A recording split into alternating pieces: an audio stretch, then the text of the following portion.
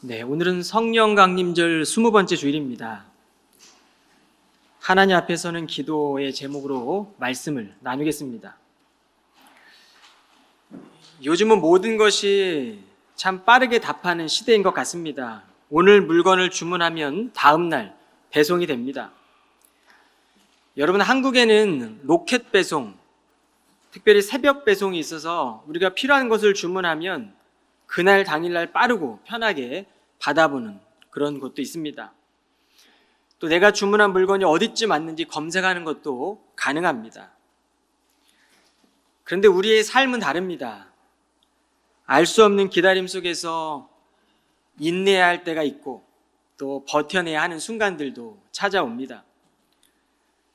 불확실한 현실을 만나더라도 여러분, 하나님 앞에 서는 그 기도는 성도의 의무이고 권리입니다. 오늘 본문에는 예수님의 두 개의 비유가 나옵니다. 1절로 8절은 불의한 재판관의 비유이고 9절부터 시작되는 이 14절까지 되는 이 비유는 바리새인과 세리의 비유라고 제목이 되어져 있습니다.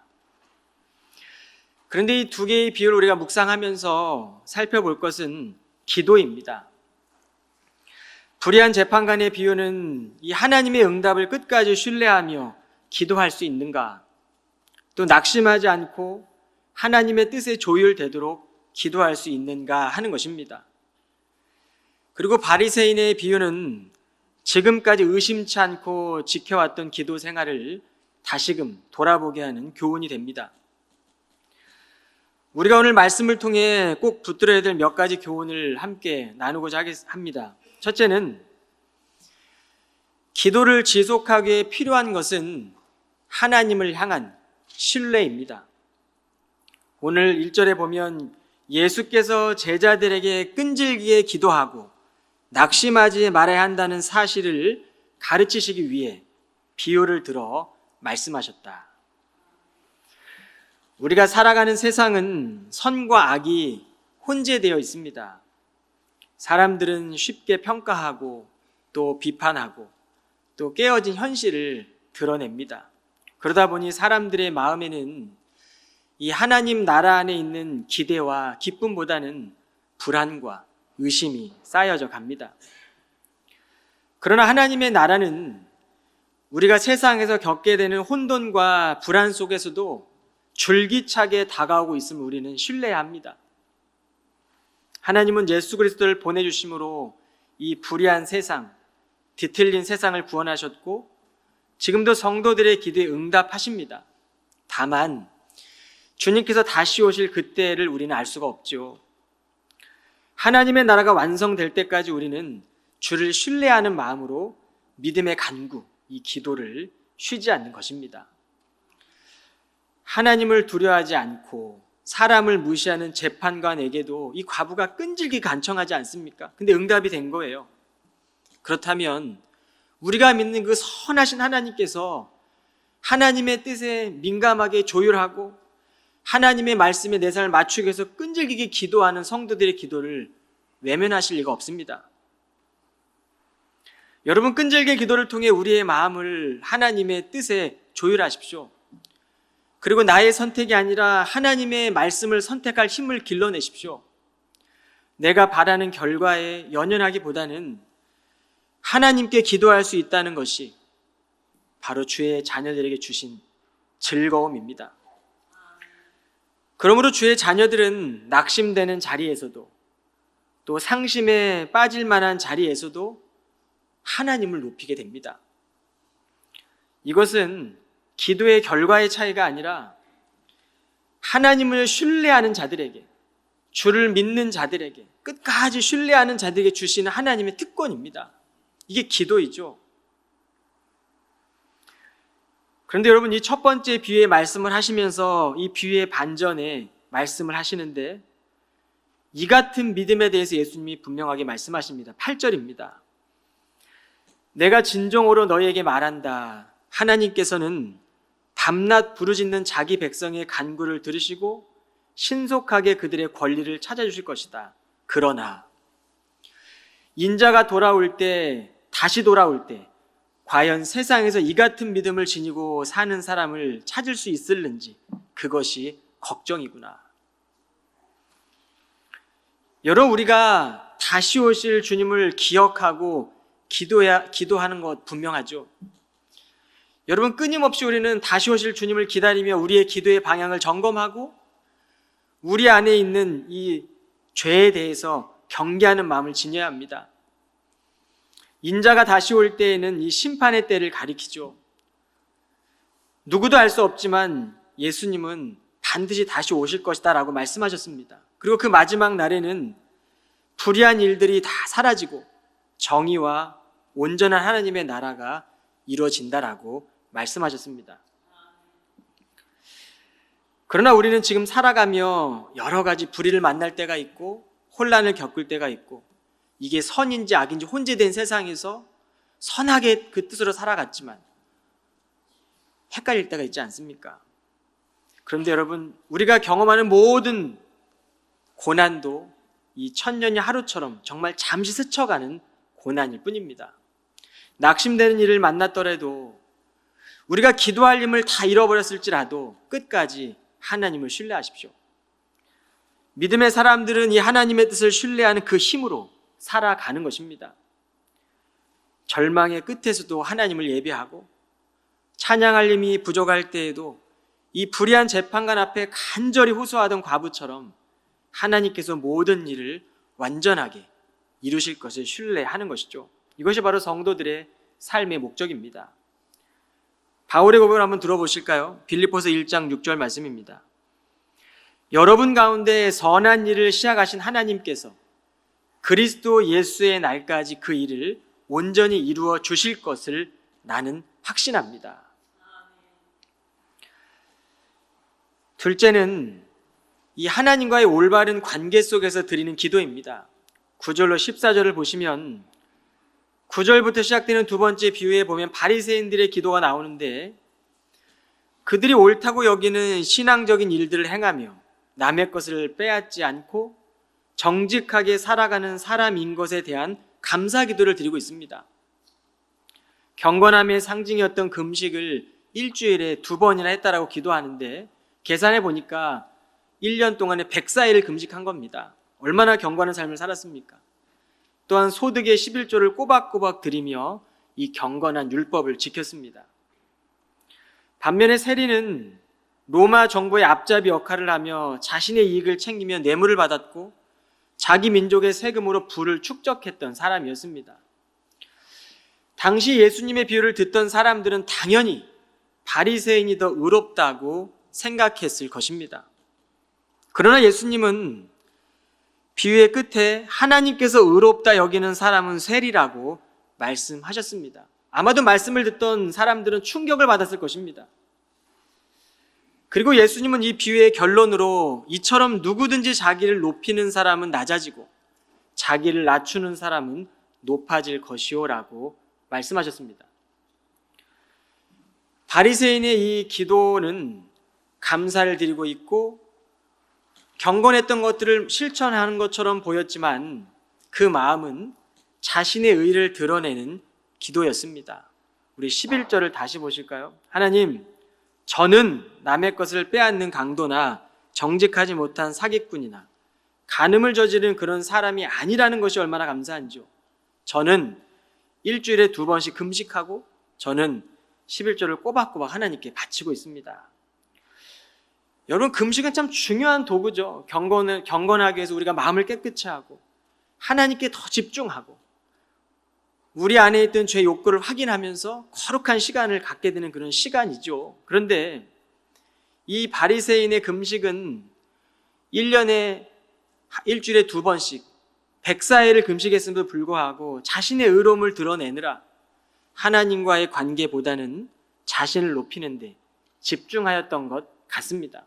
물론 모든 예수님 시대 유대인들이 다 이렇게 불경건한 바리새인들은 아니었습니다. 경건한 바리새인도 있었다라고 유대 학자들은 이야기하고 있습니다.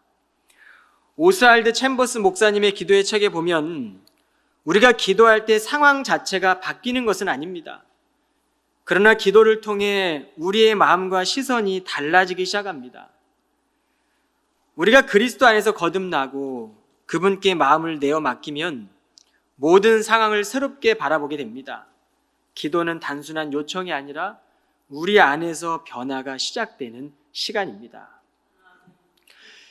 여러분, 우리가 기도를 통해 하나님 앞에 서게 되죠. 그리고 기도를 통해 하나님 앞에 서게 되면 우리 안에 있는 작은 교만도 무너지고 연약함을 검해 주님 앞에 나아갑니다. 불안했던 삶의 이유도 하늘로부터 내려오는 하나님의 평안으로 바뀌게 됩니다. 하나님 앞에 서서 이 낮아진 마음을 발견할 때마다 주님, 우리를 높여주세요. 그런데 자신을 높이고 싶었던 바리새인과 성전 앞에 들어가지도 못하고 가슴을 치며 회개하며 기도했던 이 세리의 기도의 차이는 단 한 가지였던 것 같습니다. 한 사람은 자신을 높이게 자신 앞에 서 있었고 한 사람은 하나님 앞에 서 있었던 것이죠. 신앙이 깊어지면 깊어질수록 어쩌면 우리도 모르는 사이에 무의식적으로 우월감을 느낄 수도 있고 이쯤이면 선하다 생각될 때도 있을 겁니다. 그런데 이러한 유혹으로부터 벗어나려면 우리 안에 있는 끊임없는 교만한 마음이 보일 때마다 작은 불의에도 또 기도하는 거죠.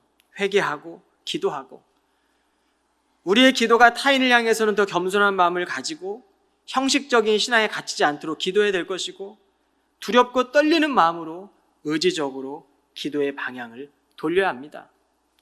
지난주 설교로 이야기하자면 우리가 감사를 선택하고 또 우리는 이 기도의 방향을 통해서 하나님 앞에 서는 것입니다.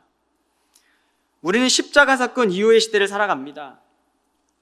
그렇다면 여러분이 가슴을 치며 기도를 드렸던 이 세리처럼 당시 흔한 행동이 아니었습니다.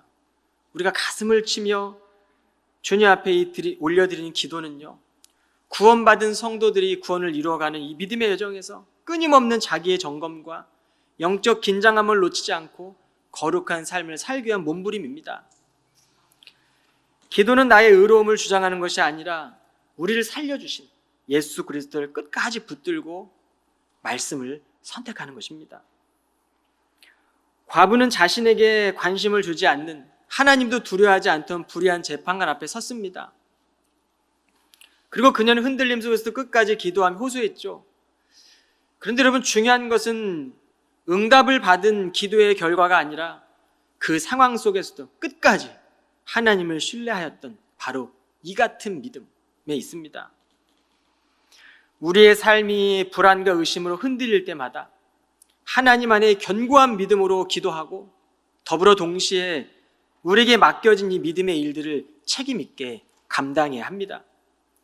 세상을 보면 불의한 일들이 가득하고 고통받는 사람들이 많고 어쩌면 선하신 하나님이 태어날 때부터 저렇게 장애를 지니게 해서 저렇게 힘들게 살아가게 할까? 공평하신 하나님 같지 않지만 우리가 기도하면 우리의 선한 양심이 기도를 통해 하나님의 선하신 하나님을 묵상하게 될 때 우리는 하나님의 정의를 묵상하면서 우리가 이 세상을 변화시키는 사람으로 살아가는 것이죠. 우리는 하나님의 이 정의와 사랑을 신뢰해야 합니다. 성도에게는 이 땅에서의 삶이 전부는 아닙니다. 하나님은 참으로 의로우시고 사랑이 풍성하신 분이세요. 그렇기 때문에 결국엔 진리가 승리합니다. 진실이 거짓을 이기고 사랑이 미움을 이기고 그날을 기다리는 성도들은 하나님의 칭찬을 기대하며 나아갈 때 우리의 상황과 환경을 넘어서 하나님을 높이며 주님 앞에 가까이 나아가는 것이죠. 그리고 맡겨진 일을 다 마친 그때에는 내려놓는 것이 허무함으로 마치는 것이 아니라 우리의 삶이 그치는 그날의 헛헛함으로 마치는 것이 아니라 충성된 자에게 허락해 주시는 영광과 존귀의 자리에 앉게 되는 것이죠. 이것을 우리는 소망하는 것입니다. 세 번째는 복음 안에서 겸손한 회개의 삶입니다. 인간의 본성은 육신의 죄를 따르려 하지만 우리는 혼자의 힘으로 의로워질 수 없었습니다. 주께서 구원하심으로 하나님의 의의가 우리 안에 들어왔고 이제는 우리가 살아가는 동안에 주님과 동행하며 살아가게 됩니다. 오늘 이 비유 속의 과부의 끈질긴 기도는 이 하나님의 의의를 끝까지 신뢰하며 믿음의 걸음을 걷는 것이고 그 가운데 역사하시는 복음의 능력을 보여줍니다. 여러분, 우리의 믿음은 세상의 논리나 세상의 권력, 또 세상의 소리나 평가가 아니라 복음 안에서 역사하시는 바로 하나님의 능력 위에 세워져 나가는 것이죠. 그러므로 기독교의 가치는 생명을 살리는 데 있습니다. 그러나 이 생명을 살리기 위한 정의로움도 지나치면 생명을 해치는 행동이 되는 것이 바로 인간의 한계입니다. 바리새인처럼 우리도 어느 순간 마음이 안일해진다면 겉으로는 신앙인의 삶을 살아가는 듯하나 우리도 모르는 사이에 하나님을 두려워하지 않고 살아갈 때가 있습니다. 입술로는 하나님께 기도하지만 그 기도 속에는 자기의의가 담겨져 있고 하나님의 영광을 위해 살아가겠다고 고백하지만 하나님보다 나를 드러내기 위해 살아가기도 합니다. 여러분, 예수님은 이 백성이 입술로는 나를 섬긴다고 말하면서도 마음은 내게서 멀리 떠났다. 오늘 이 비유의 말씀에서도 인자가 다시 올 때 과연 세상에서 이 같은 믿음을 지니고 사는 사람을 찾을 수 있을는지 그것이 걱정이구나라고 말씀하셨습니다. 그렇다면 오늘 이 본문에 나타난 두 개의 비유는 신앙인들의 상태를 비추는 영적인 거울과 같습니다. 하나님께 온전히 마음을 집중하고, 그런데 그 집중하기 우리의 일상은 너무나 분주하지 않습니까? 크신 하나님을 묵상하지만 우리가 때때로 분주함 속에서 우리는 현실 속에서 치열하게 살아갑니다. 그런데 여러분, 이 주일날 우리가 말씀을 들으며 주 안에 있는 참된 보물을 발견하십시오.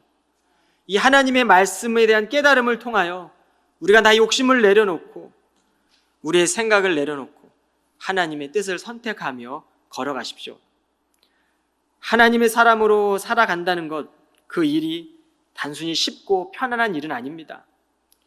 우리가 살아가는 세상 속에서의 책임과 헌신, 또 사랑과 겸손한 회개로 날마다 이 믿음의 길을 걸어가는 것입니다. 이것이 바로 구원받은 성도들이 살아내야 될 구원을 이루어가는 여정입니다. 우리는 세상의 기준이 아니라 하나님의 시선으로 하나님의 자녀들을 바라보는 것입니다. 주님은 우리를 신실하게 여겨주세요. 그렇기 때문에 우리는 신실한 자녀답게 살아가는 겁니다. 주님 우리를 충성되게 여겨주시기 때문에 우리는 충성된 자답게 우리는 살아가게 되는 것이죠. 여러분, 한 주간도 이 하나님의 참된 사랑에 응답하시고 하나님의 부르심 앞에 서십시오. 그리고 주님의 이 풍성한 은혜와 진리 안에서 죄와 사망으로부터 자유케 된 길을 따라가시기를 주님의 이름으로 간절히 축원합니다. 기도하겠습니다.